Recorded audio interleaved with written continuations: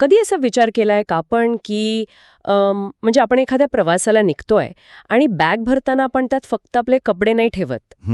आपण चक्क वाटेतलं ट्रॅफिक, तिथलं हवामान आणि अगदी सोबतच्या प्रवाशांचा मूड सुद्धा त्या एका बॅगेत कोंबण्याचा प्रयत्न करतोय. हो ना, ऐकायला खूपच विचित्र वाटते हे. अगदी.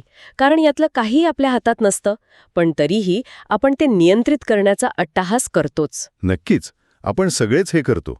आणि म्हणूनच या अट्टाहासामागचं कारण शोधण्यासाठी आज आपण ही सखोल चर्चा म्हणजे आपलं हे डीप डाईव्ह करणार आहोत. आज आपण द आर्ट ऑफ डिटॅचमेंट या संकल्पनेवरील काही अत्यंत अभ्यासपूर्ण नोंदी उलगडून पाहणार आहोत. बरोबर. थोडक्यात सांगायचं तर मानवी मनाला असणारी ही नियंत्रणाची सवय आणि जे आपल्या हातात नाही ते सोडून देण्याची कला, यामधला फरक समजून घेणं हे आपलं आजचं मिशन आहे. आणि हा प्रवास खऱ्या अर्थाने आजच्या काळात खूप गरजेचा आहे बघा. हो. का बरं? कारण कसं आहे, आजच्या या धावपळीच्या आणि सतत माहितीचा भडीमार होणाऱ्या जगात आपण एकाच वेळी अनेक आघाड्यांवर लढत असतो. आपल्याला वाटतं की आपण जितक्या जास्त गोष्टींवर नियंत्रण मिळवू तितके आपण सुरक्षित राहू. पण प्रत्यक्षात घडतं भलंतच. म्हणजे आपण अधिकच अडकतो, नाही का? अगदी बरोबर. माहिती आणि अपेक्षांच्या ओझ्याखाली आपण एवढे दबून जातो की आतली शांतता कुठेतरी हरवून जाते. आणि म्हणूनच हे सोडून देण्याचं तंत्र समजून घेणं महत्वाचं आहे. हो. ठीक आहे, आपण हे थोडं उलगडून पाहूया. या चर्चेची सुरुवात मानवी मनाच्या एका अत्यंत मूलभूत सवयीपासून करूया. सगळं काही आपल्या मनासारखं व्हावं ही जी आपली अपेक्षा असते ना, म्हणजे आपण सगळे सतत काहीतरी प्लॅनिंग करत असतो. हो, सतत डोक्यात काहीतरी चालू असतं. उद्या पाऊस पडेल का, समोरचा माणूस माझ्या प्रश्नाला काय उत्तर देईल, किंवा एखाद्या गोष्टीचा निकाल काय लागेल, ह्या गोष्टींवर आपण सर्वात जास्त विचार करतो, ज्या पूर्णपणे आपल्या नियंत्रणाबाहेर आहेत. बरोबर. पण मला इथे एक सांगा, आपण नेहमीच ऐकत आलोय की प्लॅनिंग करणे ही तरी खूप चांगली सवय मानली जाते. हो, तसं शिकवलं जातं आपल्याला. मग ती सवय आपल्याला अशी मानसिकदृष्ट्या थकवणारी कशी ठरू शकते? इथे सर्वात लक्षवेधी गोष्ट म्हणजे अडचण प्लॅनिंग करण्यामध्ये नाहीये. अच्छा. अजिबात नाही. प्लॅनिंग करणं म्हणजे दिशा ठरवणं. खरी अडचण सुरू होते ती आपल्या अट्टाहासामुळे. कोणता अट्टाहास? वास्तव 100% माझ्या प्लॅनसारखेच असायला हवे हा जो आपला दुराग्रह असतो ना, तिथे सगळी गडबड होते. बापरे, हे तर आपण सगळेच करतो. हो ना. ज्या गोष्टी आपल्या नियंत्रणात नाहीत त्या बदलण्याच्या प्रयत्नात आपली सगळी ऊर्जा वाया जाते. आणि तोच आपल्या थकव्याचा मुख्य स्रोत आहे. म्हणजे प्लॅन करणं ठीक आहे, पण तो प्लॅन तसाच पार पडेल अशी अपेक्षा ठेवणं चुकीचं आहे. अगदी.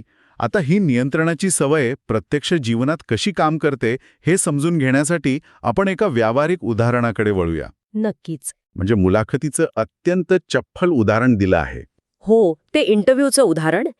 इथेच हा विषय खऱ्या अर्थाने रंजक होतो बघा. आता समजा एखाद्या इंटरव्ह्यूसाठी आपण काय काय करू शकतो?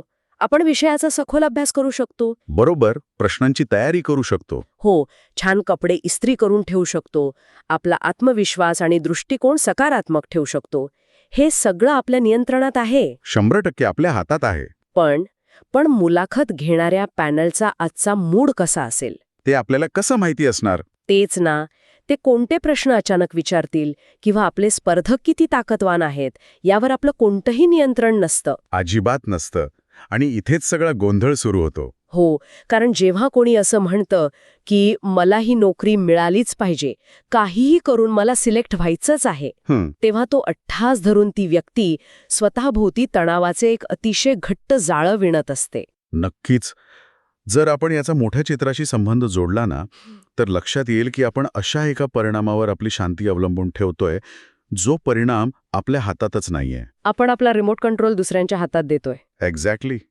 आणि याच मानसिकतेमुळे इंटरव्ह्यूच्या वेळी घाम फुटणे, शब्द न सुचणे या गोष्टी घडतात. हो, खूप जणांना हा अनुभव येतो. या उलट विचार करा, जर आपला विचार असा असेल की मी माझे 100% देईन आणि त्यानंतर जे काही होईल ते मी स्वीकारेन, तर हा विचार तणावमुक्त राहण्यासाठी एक ढाल म्हणून काम करतो. परिणामाची चिंता करण्यापेक्षा प्रयत्नांवर लक्ष केंद्रित करणं जास्त महत्वाचं आहे. हे ऐकायला खूप छान वाटतं, पण एक मिनिट, मला इथे एक प्रश्न पडलाय. हो, विचारा ना. म्हणजे मुलाखतीच्या उदाहरणातून हे स्पष्ट होतंय की परिणाम स्वीकारणे महत्वाचे आहे, पण मग असं सोडून देणे किंवा लेटिंग गो म्हणजे हार मानणे आहे का? नाही. कारण तर या सगळ्याचा नेमका अर्थ काय होतो? असं सगळंच स्वीकारायला लागलो तर आपण भूतकाळातील आपल्या चुकांकडे दुर्लक्ष तर करत नाही ना? हां, खूपच महत्वाचा गैरसमज आहे जो आपल्याला दूर करायचा आहे. लेटिंग गो म्हणजे हार मानणे किंवा निष्क्रियता अजिबात नाहीये. अच्छा, स्रोतानुसार हा एक अत्यंत स्मार्ट निर्णय आहे. स्मार्ट निर्णय. तो कसा? याचा खरा अर्थ आपली ऊर्जा फक्त त्याच गोष्टींवर खर्च करणे आहे ज्या आपण खरोखर बदलू शकतो आणि बाकीच्या गोष्टी शांतपणे स्वीकारणे. म्हणजे आपली ताकद योग्य ठिकाणी वापरणे. अगदी तसंच. आणि यावरून एक महत्वाचा प्रश्न उभा राहतो जो स्रोतातील माइंडसेट शिफ्टच्या तंत्रात समजावून सांगितलाय. माइंडसेट शिफ्ट म्हणजे मानसिकतेतील बदल? हो. जेव्हा एखादी गोष्ट मनाविरुद्ध घडते तेव्हा आपण सहसा विचारतो, हे असंच का घडलं? किंवा माझ्याच बाबतीत असं का झालं? हो, आपण खूपदा असं म्हणतो. पण हा विचार आपल्याला भूतकाळात अडकून ठेवतो. त्याऐवजी आता पुढे मी काय करू शकतो हा विचार करणं गरजेचं आहे. हे का घडलेच्या जागी आता पुढे काय? बरोबर. हा छोटासा वाटणारा बदल मनावरचा भार तात्काळ कमी करतो आणि आपल्याला भविष्याकडे नेतो.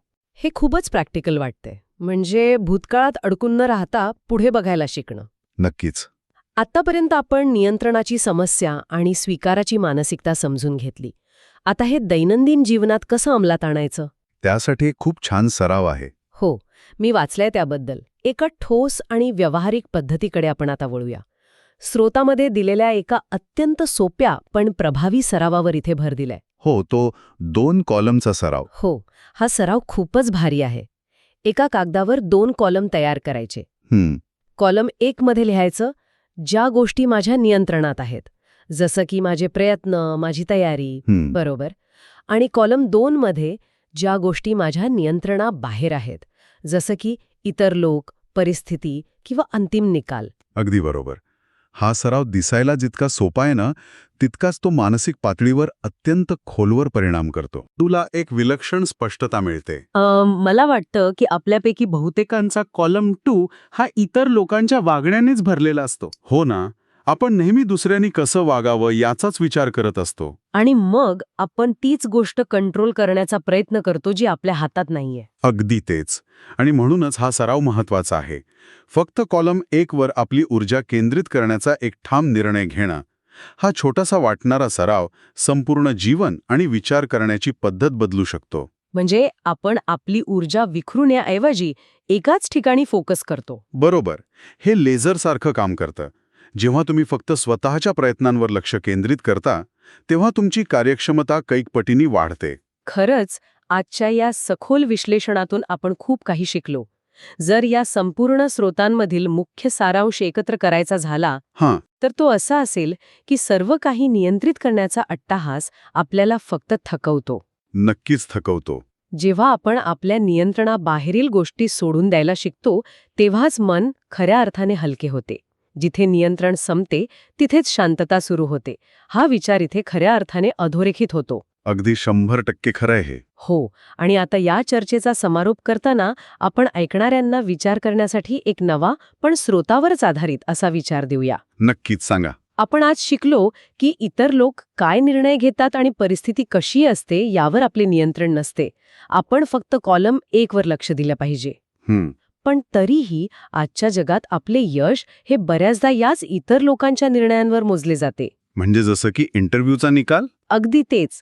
जर आपण खरोखरच फक्त कॉलम 1 मधील प्रयत्नांवरच लक्ष केंद्रित केले आणि कॉलम 2 मधील निकालांविषयी पूर्णपणे तटस्थ राहिलो, अच्छा, तर महत्वाकांक्षा आणि यश या शब्दांच्या आपल्या पारंपरिक व्याख्या पूर्णपणे मोडून आपल्याला नव्याने लिहाव्या लागतील का? बापरे, हा खरोखरच एक अत्यंत विचार करायला लावणारा प्रश्न आहे. हो ना. जर यश हे बाह्य निकालांवरून नव्हे तर केवळ आपण दिलेल्या प्रामाणिक प्रयत्नांवरून मोजले गेले तर आपण खऱ्या अर्थाने स्वतंत्र होऊ. अगदी अचूक.